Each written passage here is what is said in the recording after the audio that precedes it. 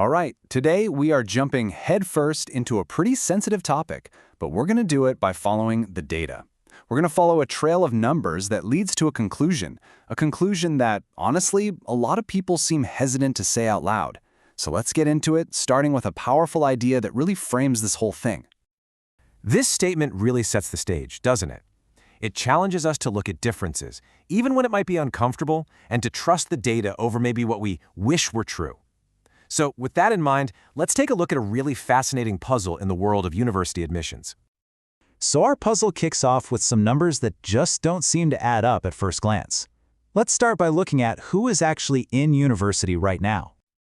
Okay, so if you look at the total undergraduate population, you'll see that female students slightly outnumber male students by almost 6,000. Pretty straightforward, right? But this is just one piece of the puzzle. Things get way more interesting when we look at how they got there. Now hold on. When we look at admissions based only on standardized test scores, the whole picture flips on its head.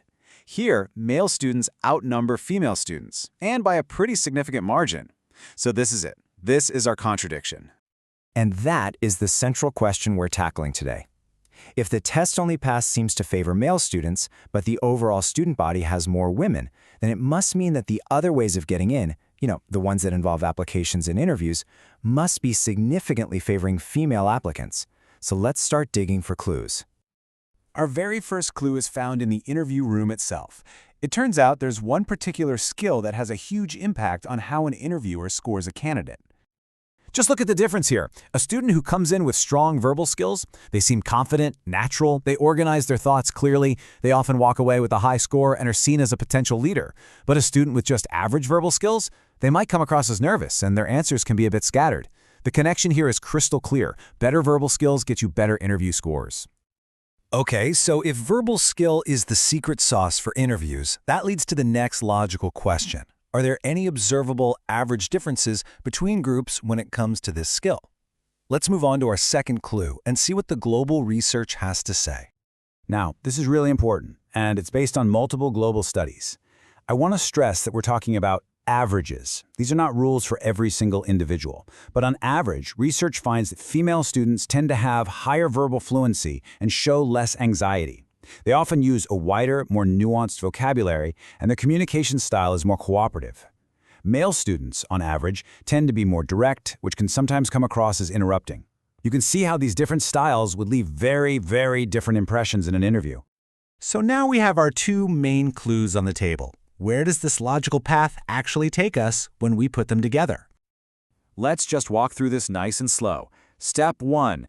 We've established from research that strong verbal skills get you high interview scores. Check. Step 2. We've seen from global studies that on average women tend to have stronger verbal skills. Check. The conclusion that follows, well, it seems almost unavoidable, doesn't it? And there it is. If you accept premise 1 and premise 2, this is the direct, logical outcome. And what's more, this conclusion would perfectly explain that data puzzle we started with. It would explain why female students are more numerous overall, even though they're outnumbered in the test-only admissions.